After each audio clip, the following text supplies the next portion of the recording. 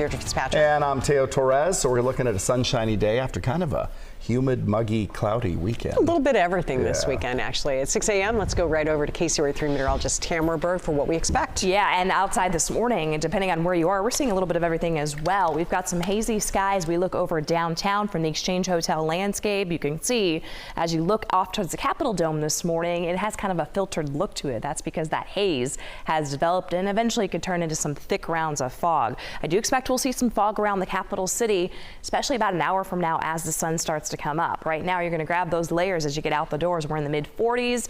You might need a little patience as well to go along with the commute, especially when we do see some thicker rounds of fog through about the 8 to 9 o'clock hour. Beyond 10 a.m., we should start to see some clearing. And yes, we will have a sunny day ahead eventually as we'll get into the lower to mid 60s once the fog starts to fade. But yeah, be prepared for some drops in visibility. Temperatures are running a little cooler for the morning start. It's 46 Modesto, 45 as you're sipping that first cup of coffee in Sacramento, 42 in Yuba City, 43 in Auburn, and 25 right now in Truckee. And fog, certainly not an issue for the foothills, but around the valley floor, if you commute, let's say, to the office from the foothills, you will be running into some fog, especially for the northern part of the Sacramento Valley right now. I've got visibility at a half mile around Sac International Airport, so if you are heading towards the airport, be prepared for that drop in visibility. About 2 mile visibility with some fog around Marysville. Davis seeing some patches here and there. South Sacramento, some patches, and then around Stockton through Manteca, a few patches as well. If you're going towards Fairfield, visibility currently is down to less than a mile. So yeah, the patchy fog's around. It could grow a little denser as we get closer to sunrise. We'll be keeping tabs on it. And our own Mike Tassell, he's out driving in that fog, keeping tabs on it as well. Mike, what have you discovered?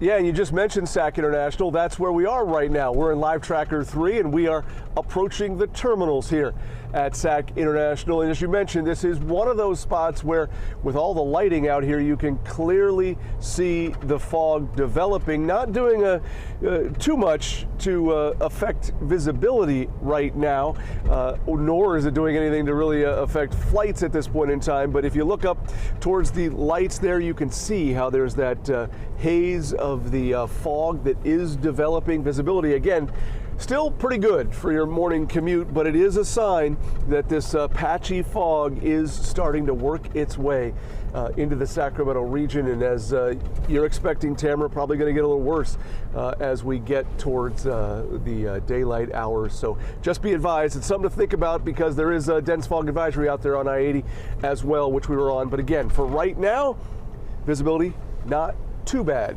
That's your live lookout, Live Tracker 3, as we are approaching Terminal B here at Sac International.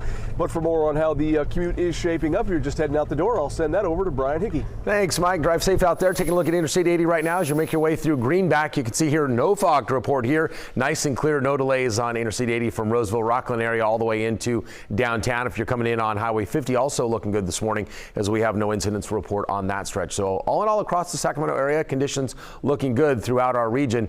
As my computer's frozen, I'm going to go get that started for you guys there. Won't click over to the next map, but all in all, we're looking at some nice conditions out there. I haven't seen any delays throughout the Sacramento area. We'll show you on the map here. We go. We'll take a look at Interstate 80 and Highway 50. There we are. No delays on that stretch. So things looking good there. 5 and 99 also incident free. Just check some of the cameras along the river there along I-5. Not seeing any delays on that stretch. And 80 out through Davis looking good. Through Stockton, no problems to report on 599 and westbound 4 also in the green. We have one minor issue southbound 5 to 205 and then westbound 580. A couple of vehicles in the center divide there causing a minor delay as they've got a tow truck on scene waiting to pick them up. But as far as travel goes on 205 and 580, pretty standard delays there. A little bit of slowing right now on 99, a 13-minute ride out of Elk Grove. Back to you. All right, Brian, thank you. We're following breaking news right now out of South Sacramento, where a shooting has sent 3 people to the hospital. This happened at around 1:15 this morning on Clover Hill Court. It is near Franklin Boulevard at Mack Road. KCRA3's Melanie Wingo out there with an update on what happened. And this morning we have learned that 2 adults and 1 young child are among the 3 victims in this incident. And as you can see, Sacramento police investigators are still out here at the scene. We do want to show you some video that we collected just after we arrived this morning. All of this happening around 1:20 this morning. Police say some sort of dispute among family members led to a person shooting a gun and hitting those 3 victims. Those 3 people taken to the hospital for treatment. Sacramento police saying those victims are in stable condition this morning and that The person who fired the shots is now being detained by police. This all happening in a neighborhood south of Mack Road and east of Franklin Boulevard on Clover Hill Court. All of the police activity is contained to this court, so no streets nearby appear to have any traffic impact related to this incident. Police haven't released yet the name of the person they detained or the exact relationship between that person and the victims, although police say that the victims did know the suspect who fired the rounds. And back out here live, police also tell us that there is no danger to the neighborhood or the community as a whole in connection to this shooting incident that happened very early this morning. Reporting live in South Sacramento, Melanie Wingo, KCRA 3 News. Well, Woodland police are investigating a deadly shooting that happened outside a large shopping center. It happened at around 7:30 last night on Main Street near West Street. Witnesses say that a man was threatening to shoot people inside one of those businesses. A vehicle arrived and then ran over that man. Police believe the driver then got out of the vehicle and shot him. He died at the scene. The driver was taken into custody. Investigators are now trying to figure out the connection between the two men. Citrus Heights police are now investigating a vehicle break-in that drew a large police presence to a shopping center. The vehicle's owner says that her van was stolen while she was walking along Lake Natoma. Police then tracked it to the marketplace at Birdcage Center at around 7 o'clock last night.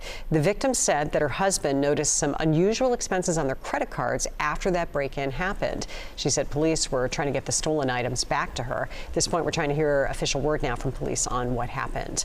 A Stockton woman was taken to the hospital after being attacked by several dogs. That attack happened near South San Joaquin Street at East Hazelton Avenue this morning. Stockton Police Department says that the officers got to the scene and they met with the firefighters who were already with a 54-year-old woman who had been attacked. The woman was taken to the hospital for some injuries. Police say that the injuries are not life-threatening, and at this point, there's no word on who those dogs belong to. The dogs took off before the responders got there, according to the police. Well, this morning, U.S. and Japanese divers have found wreckage and crew member remains from an Air Force Osprey. It crashed last Wednesday off Yukushima Island in southwestern Japan. A CV-22 was carrying 8 American personnel during a training mission. One victim was discovered right away, but 7 others were missing. The Air Force says the remains are now being recovered, but the identities have not been confirmed. Japan has suspended flights of its Ospreys until the cause of the crash is determined. They've asked the U.S. to do the same, but the Pentagon says flights will continue. Now to the latest on the war between Israel and Hamas. And this morning, Israel called for mass evacuations of the southern Gaza town of Khan Yunis, where it plans to intensify its aerial attacks and ground offensive. Tens of thousands have gathered there to flee the bombardment in the north. A Biden administration is urging Israel to limit civilian deaths and still working to secure the release of the remaining hostages. We're working at this literally by the hour at the National Security Council and all the way up the high levels of the administration. Meantime, there are growing concerns that the conflict could spread to other parts of the region. A U.S. warship shot down at least 2 drones Sunday. United States troops in Iraq and Syria have been attacked more than 60 times since the conflict began. The U.S. has launched some strikes in response. And new video now out of Gaza showing the destruction from recent bombings and ambulances rushing into nearby communities. Health officials in Gaza say the bombardment from Israel forces has led to severe injuries and hospitals struggling again to treat the patients coming in. For the very latest on the Israel-Hamas war, be sure to download the KCRA 3 app, turn on push alerts to get any new developments sent straight to your phone. Happening tonight, the Sonora Union High School Board is going to be hosting a meeting on laws related to transgender students. The district says it's inviting parents and students to provide clarity on state and federal law and how that impacts the district. They say it's going to be focusing on the effects for sports and shared spaces.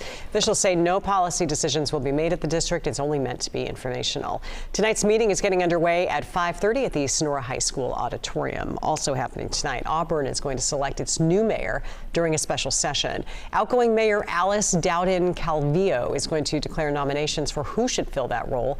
The council will then vote on those nominations. Last week, the council appointed Michelle Sierra Sammons to the council. Tonight's meeting is going to get underway at 6 o'clock.